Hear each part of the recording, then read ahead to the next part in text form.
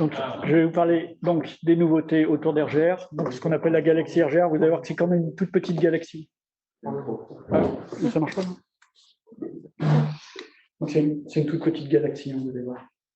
Alors, en fait, on développe des outils de modélisation dans l'équipe. Donc, le but, c'est de développer des outils collaboratifs pour capitaliser et partager les savoirs autour des modèles GR, un peu comme vous voyez aujourd'hui.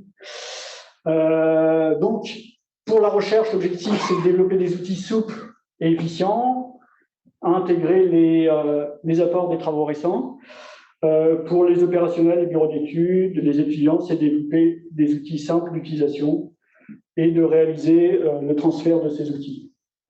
Donc, ce qui était le cas, par exemple, des précédentes rencontres HydroGR sur RGR ou sur GRP. Donc voilà la petite galaxie que David vous avait déjà montrée. Donc en fait, cette galaxie, elle est centrée autour d'RGR, mais c'est un ensemble de packages R ou d'interfaces graphiques qui permettent la mise en œuvre, directe ou non, de modèles QDB GR. Donc je vais passer tous les packages en revue.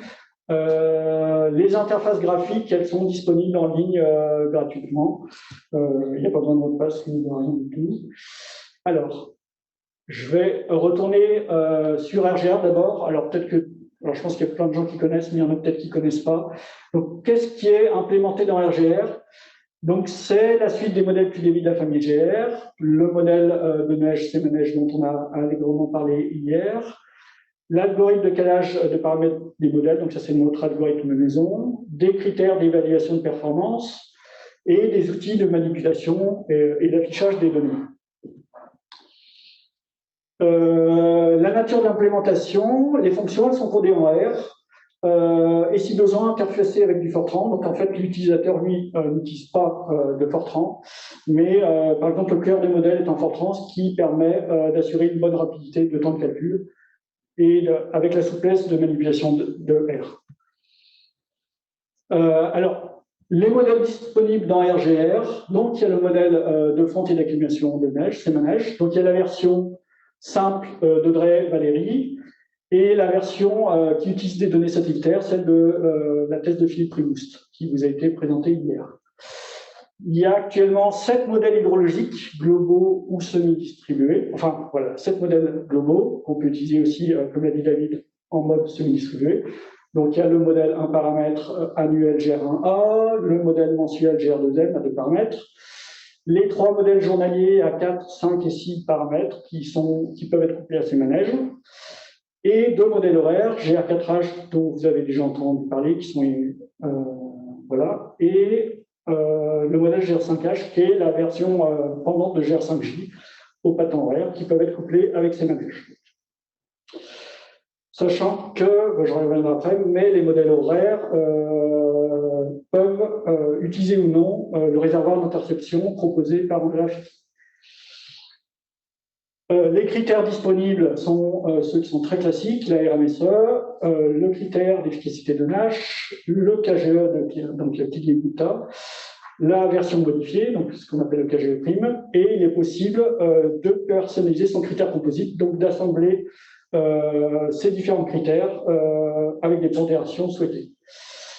L'algorithme d'optimisation de recherche des paramètres, donc c'est la méthode développée par Claude Michel, la méthode pas à pas. Et il est possible de brancher des méthodes proposées dans d'autres packages, donc que ce soit des algorithmes génétiques, des chaînes de Markov. Donc ça, dans la documentation, François Bourgin avait expliqué comment brancher ces autres méthodes. Donc ça, c'est disponible en ligne. Elles ne sont pas implémentées directement. Il faut les brancher, mais voilà, tout est expliqué. On vous l'a dit, c'est possible d'utiliser les modèles en mode semi-distribué. Donc, on choisit un modèle par sous-bassin. Donc, ça peut être le même modèle sur l'ensemble des sous-bassins, ou ça peut être des modèles différents. Et qu'on peut coupler ou non avec ces manèges. Bien entendu, on couple les modèles à ces manèges, ceux qui étaient disponibles précédemment, donc les modèles journaliers et horaires. Comme David l'a dit, on a implémenté la régulation des paramètres proposés par Alban de Baven. Et en mode semi-distribué, c'est possible d'injecter des débits, soit des débits observés, soit des débits simulés. Et pour l'instant, David l'a dit, ça ne fait pas de non jaugé. Donc ça, c'est les dernières nouveautés. Au pas de temps horaire, donc je vous l'ai dit, on a rajouté, donc ça c'est relativement récent, le modèle GR5H, donc couplé ou non avec ses manèges, et le réservoir d'interception proposé par Andrea Ficchi, donc qui est couplé avec GR4H, GR5H, et on l'active ou non si on le souhaite. Ça, c'est plus une fonction annexe, mais il y a une fonctionnalité qui permet d'agréger des chroniques. Donc avant, elle faisait que des agrégations basiques en faisant des sommes et des moyennes. Maintenant, elle est personnalisable, donc on peut faire n'importe quelle fonction, soit pré-implémentée, soit implémentée par vos soins. Donc ça permet de passer d'un pas de temps horaire au pas de temps journalier ou mensuel. Ça s'applique maintenant aux entrées et aux sorties des modèles. Donc, dès qu'on a préparé un objet, on peut appliquer la fonction dessus. Et la nouveauté aussi, c'est qu'elle calcule directement les régimes. Voilà. Donc ça, c'est les toutes dernières nouveautés. Voilà. Donc ça, c'est pour RGR. Et RGR Teaching, il y a une bonne partie des gens qui connaissent aussi. Donc ça, c'est vraiment un outil qui a été pensé pour faciliter l'usage des modèles par des personnes qui sont peu familières avec la programmation informatique. Donc, par rapport à RGR, ça propose plutôt des outils clés en main, mais c'est une surcouche d'RGR, en fait. Donc, tout ce qui est dans RGR, tous les modèles dans RGR sont disponibles dans RGR Teaching. Voilà. Alors que RGR, ça a été pensé pour permettre une plus grande flexibilité d'utilisation et proposer des options plus poussées de modélisation. Donc, il y a tous les modèles dans RGR Teaching, par contre, il n'y a pas toutes les options de modélisation. Donc c'est quand même, voilà, c'est vraiment les mêmes outils, les mêmes modèles hydrauliques, mais c'est l'ergonomie qui va changer. En fait, dans RGR Teaching, il y a deux manières d'utiliser RGR Teaching, soit avec du code, mais c'est vraiment une version simplifiée du code pour les personnes qui ne sont pas très à l'aise avec l'informatique. Donc c'est vraiment en 3 fonctions, on met la chaîne de modélisation en œuvre. Donc, il y a une fonction pour préparer les données, une fonction pour caler et une fonction pour simuler.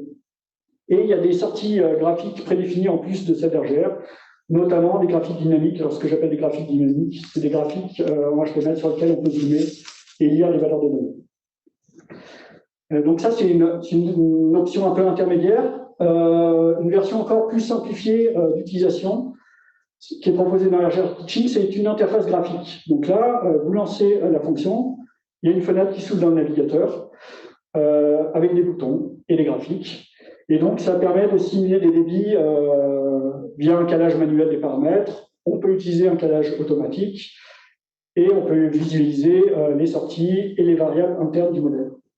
Je pense que j'ai mis une capture d'écran par la suite. Voilà, donc ça ressemble à ça. Donc vraiment, et on peut fournir ses propres données à l'interface graphique qu'on charge. Voilà. Donc on peut bouger les taquets pour faire des paramètres pour voir les effets sur la simulation. Il y a plus, là, je vous montre un panneau graphique, mais il y en a plusieurs. Donc celui-là, il a les chroniques et il a la structure du modèle, pas de temps donné. Voilà. Et on peut choisir sa fonction objective. Donc il y en a un peu moins que si on utilise la version code, parce que là on a réduit pour limiter la complexité de la visualisation. Voilà. Donc c'est un peu plus basique, mais vraiment les personnes qui ne codent pas du tout peuvent l'utiliser. Et il y a une version en ligne avec 2 bassins de démonstration. Par contre, la version en ligne, on ne peut pas charger ses propres données. Et la nouveauté qu'il y a eu dans RGR Teaching, c'est l'implémentation du modèle GR2M dans l'interface graphique. D'accord. Auparavant, on pouvait avoir accès qu'au modèle journalier.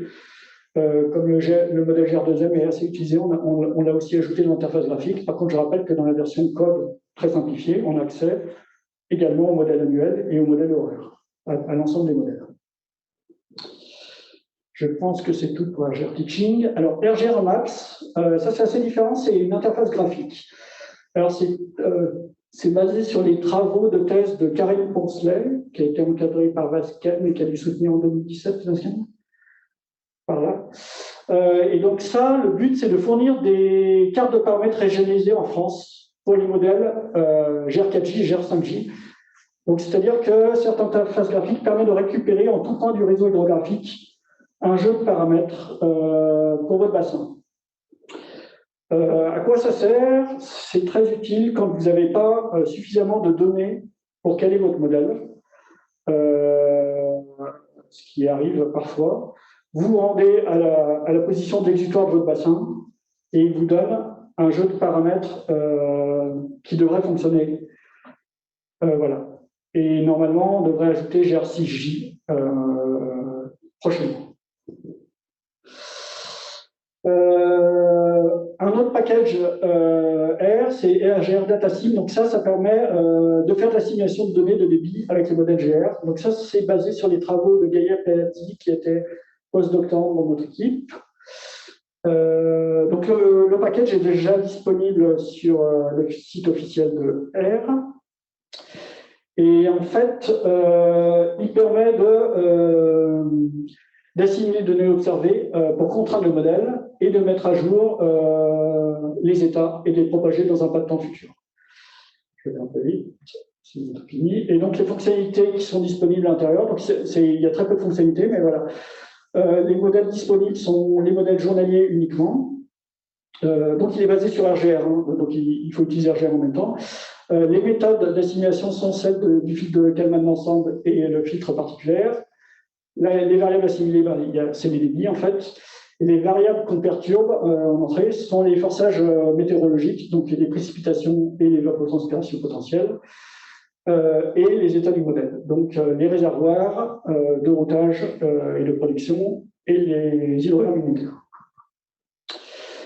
RGR, IWRM, je vous en dirai rien, parce que vous avez vu la présentation de début, donc il vous a tout présenté, mais c'était pour qu'au moins ça apparaisse dans le diaporama. Et pour finir, c'est un package un peu connexe qui s'appelle Baseflow, qui a été développé par Antoine Pelletier, qui vient de soutenir sa thèse et dont les travaux ont été présentés par Pascal Higuer. Donc c'est un package qui permet de calculer la séparation des hydrogrammes.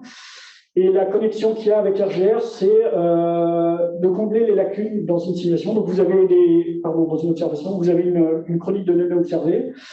Vous voulez boucher le trou, les lacunes, ce qu'on peut faire très bien avec la modélisation. Mais là, ce qu'il fait, c'est qu'il rend cohérent le passage de l'observation à la simulation en évitant les sauts qu'il peut y avoir parce que la simulation se décale par rapport à l'observation. Et je pense que j'en ai fini.